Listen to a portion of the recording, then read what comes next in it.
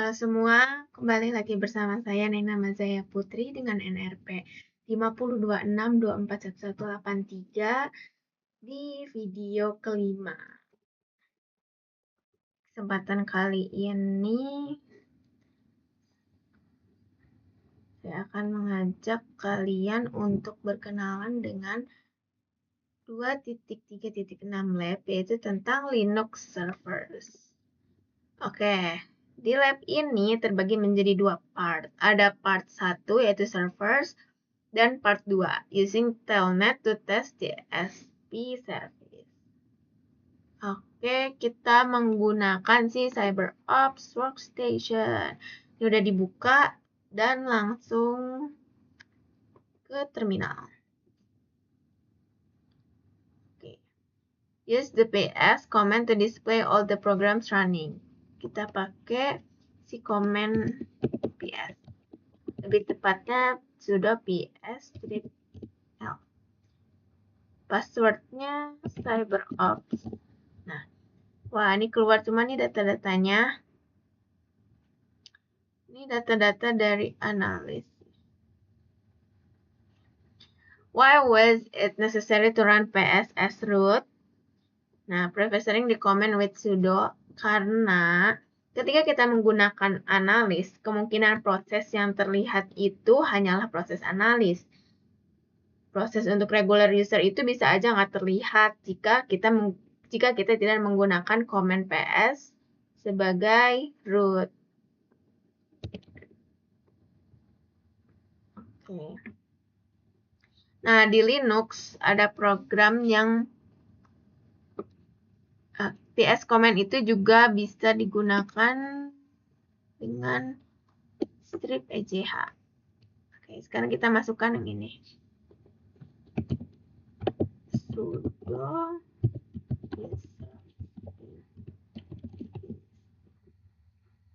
Oke, ini lanjut ke sudo. Nah, ini udah keluar dalam bentuk seperti ini. Nah, bisa dilihat kalau ini tuh kayak meliuk gitu, guys. Nah, lengkungan-lengkungan ini itu menunjukkan hierarki atau tingkatan-tingkatannya. Nah, jadi how is the process hierarchy represented by PS itu dengan lengkungan.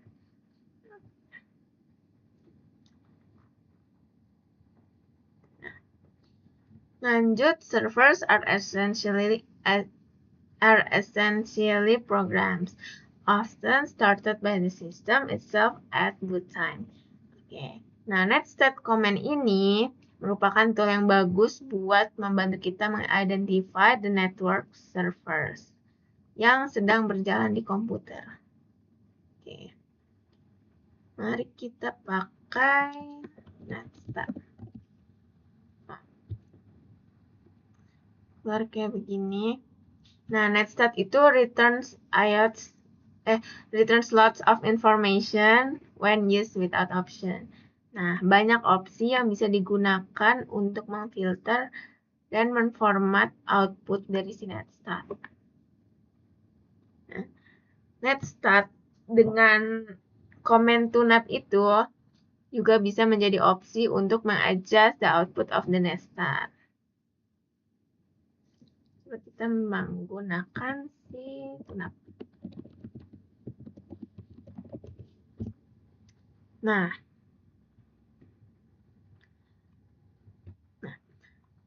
tapi kita disuruh cari arti dari si strip T, strip U, strip N, strip A, dan strip P. Tunap. Menggunakan manual. Jadi kita tulis netstat. Oke, ini keluar banyak pengertiannya. Nah, ini strip N numerik itu tuh show numerical address instead of trying to determine symbolic host, port, or username. Terus lalu ada, nah si numerik ini menggunakan output yang numerik juga. Terus ada strip P atau program. Ini tuh menunjukkan menunjukkan PID dan nama untuk setiap program.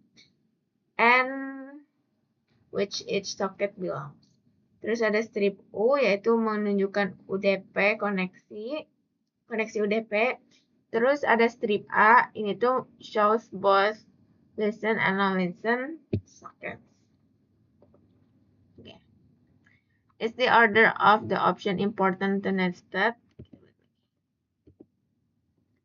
Enggak, ini tuh nggak berurutan ya. Bisa dilihat. Jadi, no. Oke, kita masuk ke the third column uses the format to display the local IP address and port on which a specific server is reachable. Okay. Based on the nested output shown in item, ini outputnya. What is the layer 4 protocol connection status and PID of the process running on port 80? Port 80 yang ini nih, ini kecil. Nah, ini protonya tuh TCP.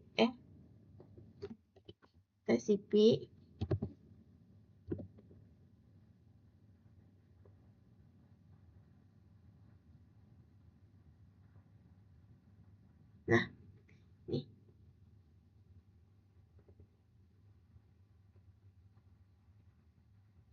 TCP dengan statusnya itu listen dan PID-nya nih berubah lagi. PID-nya itu yang ini 578.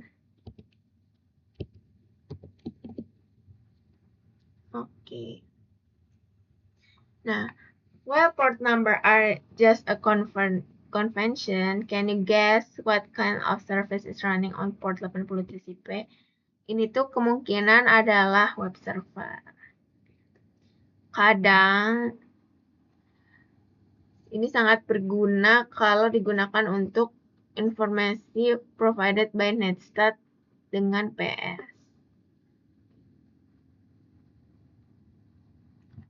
Use PS and grep to list all lines of the PS output that contain PID. Kita punya PID 578. Kita menggunakan sudo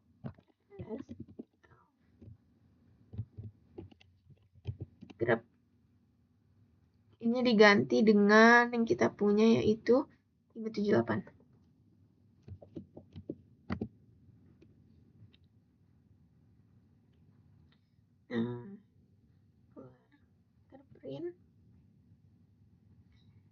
Nah, baris pertama itu dikenal sebagai root. Ini nih. Dikenal sebagai root. Baris kedua itu dikenal sebagai HTTP. Terus baris ketiga itu sebagai analis. The process PID 578 is NGINX. How could that be concluded from the output above? Berdasarkan kolom terakhir di line 1, outputnya itu menunjukkan NGINX. Nah, terus apa sih NGINX itu? Apa fungsinya? Nah, jadi NGINX itu adalah sebuah web server yang sangat ringan, dikenal dengan performanya yang tinggi, efisiensi sumber daya, dan kemampuannya. Nah, si NGINX ini tuh mampu menangani banyak koneksi secara bersamaan. Nah, NGINX ini banyak digunakan untuk menyajikan konten web statis dan dinamis. The second line shows that process 396 is owned by a user named HTTP and has process number 395 as its parent process.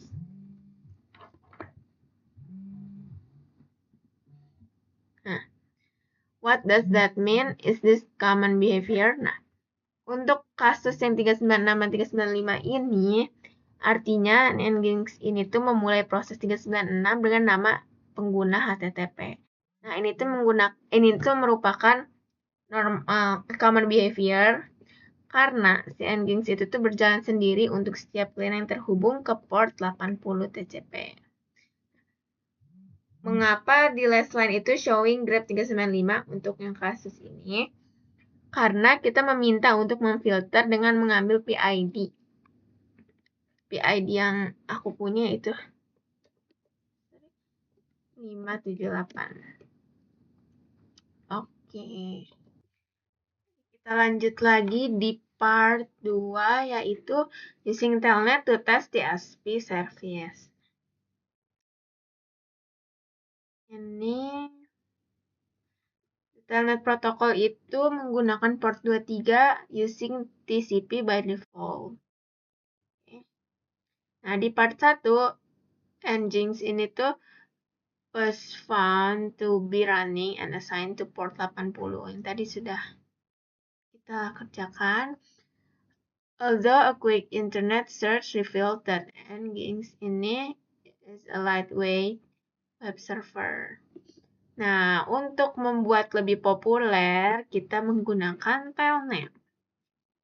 Kita input 127.0.0.180.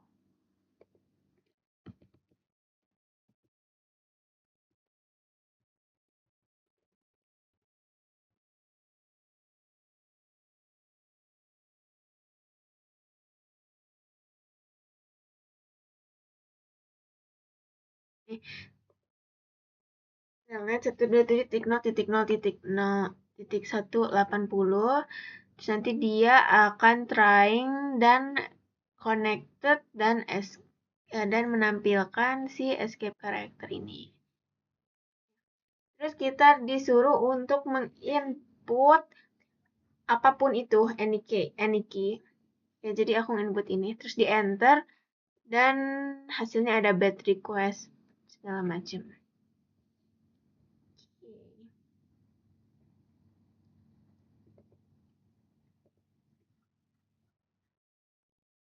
Connection allow us to send data directly to the server because the Nginx ini tuh is a web server. Jadi it doesn't understand the sequence of random letters. Okay.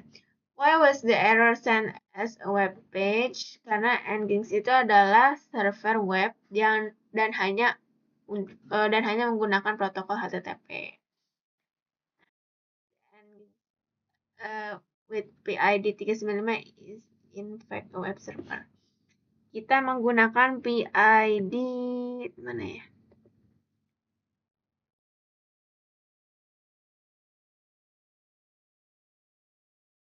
Itu menggunakan PID yang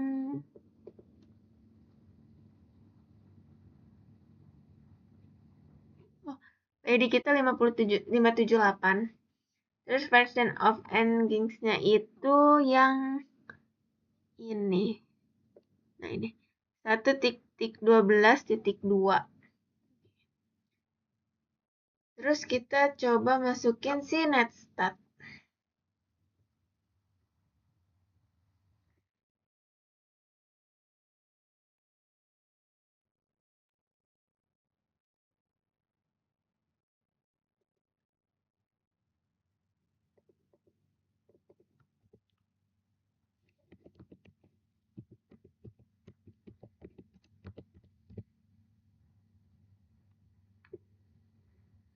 Oh, salah. Telnet.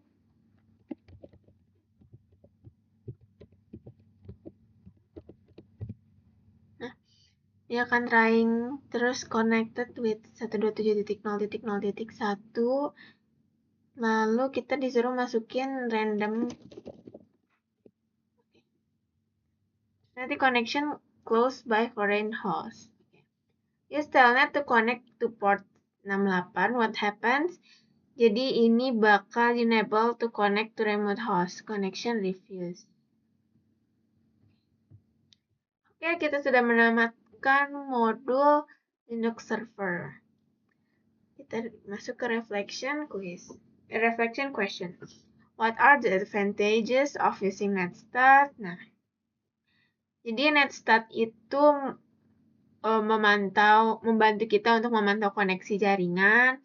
NetStat juga dapat membantu melihat daftar koneksi jaringan, memberikan informasi tentang port yang digunakan setiap harinya. Nah, what are the advantages of using CityNet? Nah, CityNet ini tuh mudah untuk diakses dan sederhana. Tapi, apakah ini aman? Jawabannya adalah tidak. CityNet itu tidak aman karena data-data itu tidak terenkripsi, jadi dapat dengan mudah untuk diretas. Yang dari saya, kembali lagi di modul selanjutnya.